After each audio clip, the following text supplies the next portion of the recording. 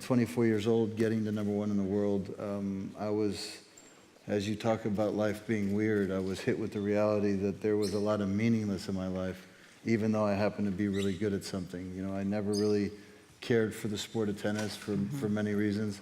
And I always connected my lack of choice, not just with my father, but with my lack of education. I was an 8th grade dropout. And so being #1 in the world and being great at something that you hated is a very confusing feeling. And it wasn't until I saw a show on 60 Minutes, a KIP program, Knowledge is Power program, and it was these two guys, Michael Feinberg, Dave Levin, who were rolling up their sleeves in these children's lives and giving them the tools to have a future of their choosing. He was teaching them, and I personally was in a spiral down in my life at that stage, and I decided what seemed to be overnight that my mission and objective was to create the opportunity for a child to have choice in their life through the hope and education.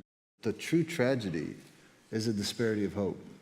And that's where desperate things happen. It used to be with hard work, with determination, with a good education came opportunity and that chance to succeed. But if it all boils down to what zip code you live in, this is where people don't have hope. And when you don't have hope, you have desperation. And when you have desperation, you have desperate acts. And when you have desperate acts, society takes its toll on society. I had no education. Even when I was in school, I was never prepared for school.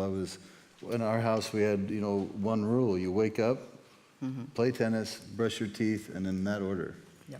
This was it, So there was no choice. There was no opportunity for education.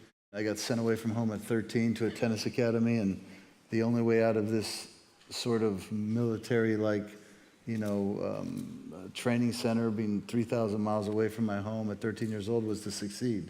To me, the two greatest motivators in life, quite frankly, when you boil anything down to its essence, is fear and love, And I spent half my life motivated by fear.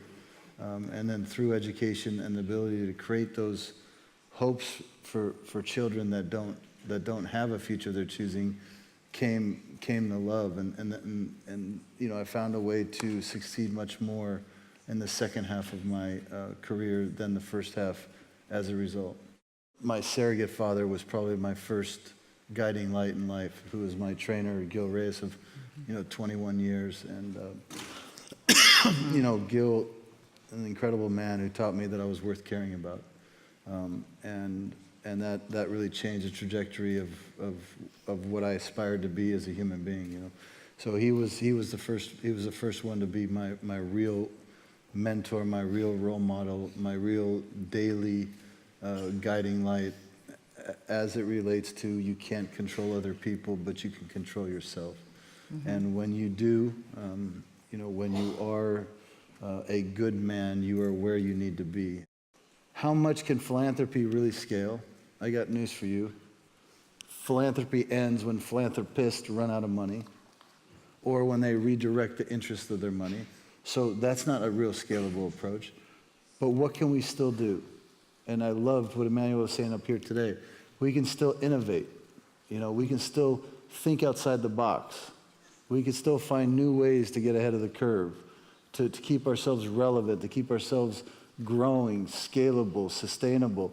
And so I said, we need to go to the private sector. One of the things in the neighborhoods that we're building these schools, they fit in our Title I program, which means free and reduced lunch, which means they come from such low-income housing, such low-income family economics that they actually get extra funding for breakfast in the morning. There's a couple sides to education that people don't, think about. You never know what flips a switch in a child's life.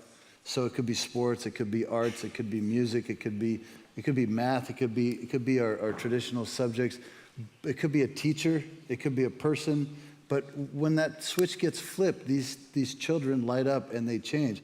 As an athlete, I trained to maximize my performance from a physical level, and food had a lot to do with it, because food has to do with energy.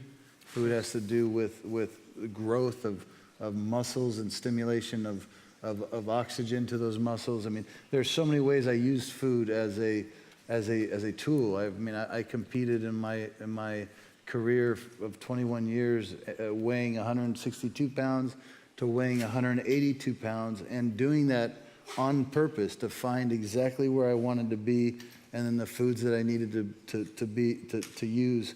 There's always healthier choices than non-healthier choices. So never go shopping when you're starving, right?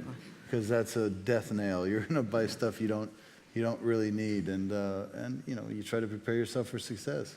So how can we in today's society find a way to individualize real-time feedback to a child in their learnings directly? So in a class environment, teach to each child.